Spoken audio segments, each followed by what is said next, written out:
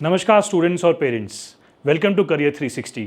My name is doctor Abhishek Arya और मैं यहाँ पे एक सीनियर काउंसलर की तरह करियर 360 से साथ जुड़ा हुआ हूँ। जैसा कि हम सबको पता है कि नीट यूजी 2025 के नतीजे हमारे सामने हैं और हमने अपने बीडीएस और एमबीबीएस दोनों के नतीजे हमने अपने देख चुके हैं। तो आज हम बात करेंगे उन नतीजों के बारे में जिनको हमें बहुत चौंकाने वाले नतीजे मिले हैं।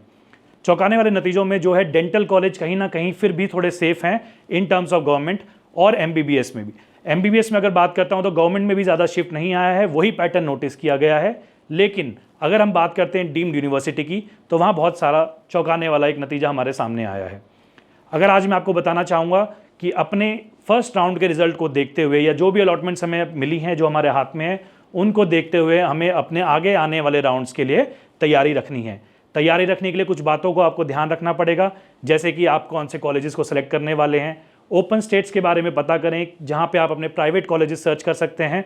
डीम्ड कॉलेजेस हैं, डीम्ड कॉलेजेस वाले बच्चे जिनको कॉलेजेस नहीं मिले निराश ना हो। उम्मीद है कि सेकंड या थर्ड राउंड तक जाते जाते कोई ना कोई हमें चौंकाने वाले नतीजे मिले और आपको एक अलॉटमेंट मिल पाए। अगर मैं आपको एक डेटा का ओवरव्यू देना चाहूँ तो डेटा के हिसाब से अगर हम देखते हैं तो मेरे पास कुछ यहाँ पे डेटा मौजूद है जिसके हिसाब से मैं आपको government college, top government colleges पिछले साल और इस साल का अंतर क्या रहा, और उसी प्रकार से डीम्ड कॉलेजेस पिछले और इस साल के अंतर क्या दिखते हैं कट ऑफ्स में पहले राउंड की। बच्चों अगर मैं बताऊं आपको तो टॉप 10 कॉलेज बीडीएस के, डेंटल के टॉप 10 कॉलेजेस जैसे कि मौलाना हो गया, किंग जॉर्ज मेडिकल कॉलेज हो गया, जामिया मिलिया इस्लामिया, तो इसके अंदर जो हमने पैटर्न नोट करा एक पॉजिटिव शिफ्ट देखा है।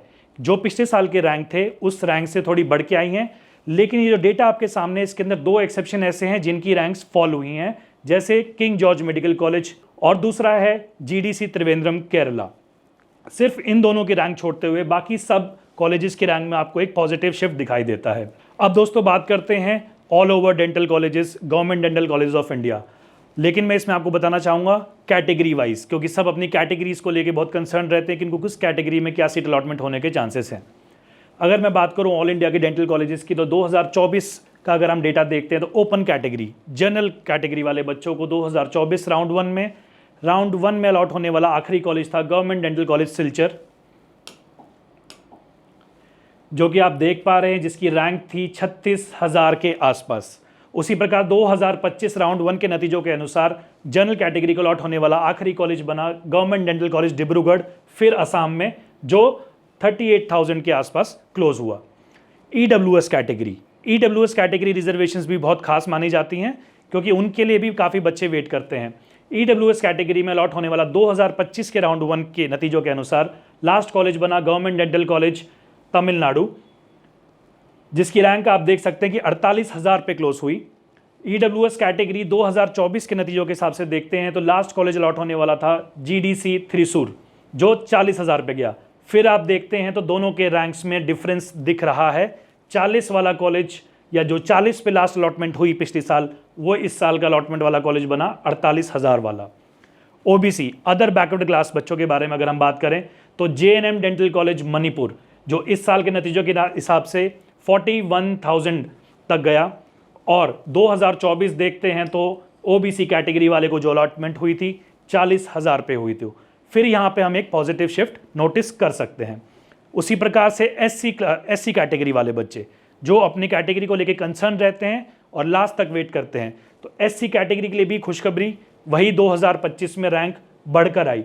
एससी कैटेगरी का 2024 के नतीजों के अनुसार राउंड वन के लास्ट कॉलेज अलॉट होने वाला था government dental college Kozhikode Kerala, जिसकी रैंक आप देख सकते हैं 1,59,000 के आसपास। और वहीं 2025 राउंड वन के नतीजों के अनुसार से एससी कैटेगरी के बच्चों के लिए लास्ट कॉलेज बना government dental college Dibrugarh Assam, जो 1,60,000 के आसपास जाकर क्लोज हुआ। अब मैं बात करना चाहूँगा शेड्यूल ट्राइब के बच्चों के बारे में। तो शेड्यूल ट्राइब के बच्चों के लिए 2024 की जो राउंड वन के अलॉटमेंट के हिसाब से देखें तो लास्ट कॉलेज अलॉट होने वाला बना जीडीसी कोट्यम, जो था 2,10,000 के आसपास। और उसी प्रकार 2025 में आखिरी अलॉट होने वाला कॉलेज एसटी कैटेगरी के लिए बना जीडीसी औरंगाबाद महाराष्ट्र, जो था 2 लाख के आसपास। बच्चों अब हम बात करेंगे डीम्ड कॉलेजेस की। तो डीम्ड कॉलेजेस के अगर आप नतीजे देखते हैं 2024 के और 25 के हिसाब से, डीम्ड डेंटल कॉलेजेस 2024 में लास्ट अलॉट होने वाला कॉलेज था विनायकाज मिशन सेलम तमिलनाडु, जो आपको दिख रहा है 13,92,756 तक गया था। उसी प्रकार 2024 में लास्ट अलॉट होने वाला कॉलेज है थाई मुगम्बगाई डेंटल कॉलेज चेन्नई, जो इस बार कहाँ जाकर रुका 9,88,990। फिर आप यही नोटिस करेंगे, जैसा कि आपने मेडिकल MBBS सीट्स में देखा, वही ऑल डीम्ड का BDS में भी है। रैंक्स बहुत ज़्यादा फॉल हुई हैं। अब बच्चों आगे बढ़ते हुए अगर आपको बताना चाहूँगा बाकी के डीम्ड कॉलेजेस जो इस साल हम देखना चाहेंगे, क्योंकि राउंड 1 के नतीजे ऑलरेडी हमारे पास हैं, लेकिन हमें कुछ इस तरीके से अपनी प्लानिंग करनी है कि हमें आने वाले राउंड्स में भी एक अलॉटमेंट मिल सके जिन बच्चों के पास कुछ नीट UG की हाई रैंक्स हैं।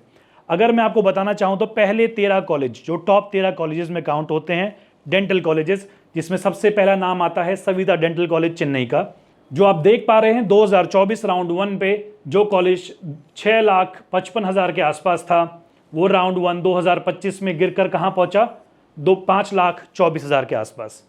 उसी प्रकार दूसरा कॉलेज मणिपाल डेंटल कॉलेज, सही का मणिपाल डेंटल कॉलेज जो बहुत नामी गिरामी कॉलेज में भी गिनती होता है, मोस्ट डिमांडिंग कॉलेज भी कहलाया जाता है in terms of dental college. So वहीं मणिपाल डेंटल कॉलेज बैंगलोर की बात करता हूं, 2024 के नतीजों के हिसाब से ये कॉलेज 4 लाख के आसपास था, और 2025 में अगर हम देखते हैं तो ये जाकर कहाँ रुका 2,75,000 के आसपास। तो एक बड़ा डिफरेंस हमको दिखता है मणिपाल के अंदर, करीबन 1,30,000 की रैंक्स का। दूसरे कॉलेजेस के बारे में बात करेंगे, जैसे कि DY Patil dental college Pune, again Maharashtra के अंदर बहुत डिमांड में रहने वाला, मेडिकल में भी और डेंटल में भी। अगर DY पाटिल की बात करते हैं, अगेन सेम वही पैटर्न देखा गया। 2024 राउंड 1 के नतीजों के हिसाब से 7,80,000 के आसपास अलॉटमेंट दिखती है। 2025 राउंड 1 में कहाँ जाकर रुकी 5,91,000 के आसपास। सो इसी प्रकार से अगर आप AB Shetty, SRM dental college Chennai, institute of dental sciences Bhubaneswar Orissa, Shri Ramachandra, again Shri Ramachandra और SRM अपने आप में एक नाम कहलाते हैं। उनके बावजूद अगर आप देखते हैं तो बहुत बड़ा शिफ्ट नोटिस किया गया। अगर मैं बात करूं SRM डेंटल कॉलेज की, 9 लाख के आसपास अलॉटमेंट देने वाला कॉलेज रुका जाकर 6 लाख के पास। श्री रामचंद्रा अगेन बहुत बढ़िया कैंपस, बहुत बढ़िया डेंटल कॉलेज, उसके हिसाब से अगर हम बात करें लास्ट ईयर एक डिसेंट अलॉटमेंट 8,74,000 के आसपास। वहीं 2025 में आते आते कहाँ जाकर रुका 5,27,000। अगेन डिफरेंस अच्छा खासा आप नोट कर सकते हैं, 3 लाख के आसपास। उसके बाद एक कॉलेज बचा अपना मणिपाल मैंगलोर, जिसको आप सीधा सीधा मणिपाल बैंगलोर के साथ भी रिलेट कर सकते हैं। Manipal Mangalore branch dental college की 6 लाख पे क्लोज होने वाली 2024 के अंदर जाकर रुकी 2025 में सिर्फ 3,59,000 के आसपास। फिर रैंक का जो हमारा नोटिस हुआ डिफरेंस वो था 2,51,000 के आसपास।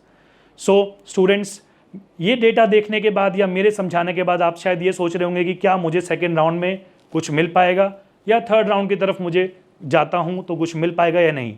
उसके लिए एज ए काउंसलर अगर मैं आपको सलाह देना चाहूँ तो आप नेक्स्ट राउंड शुरू होने से पहले सीट मैट्रिक्स पर ध्यान दें, कितने कॉलेजेस अवेलेबल हैं, किसकी सीट्स आपको वहाँ नज़र आती हैं।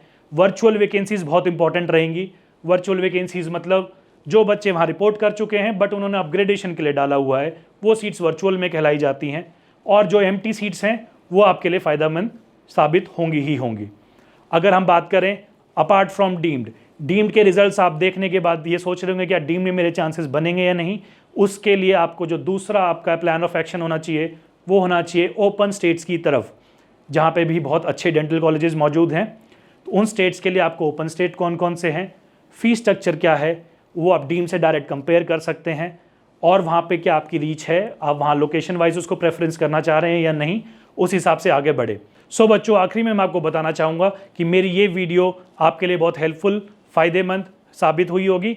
इसी प्रकार से आपको अपने राउंड 2 और 3 की तरफ बढ़ना है।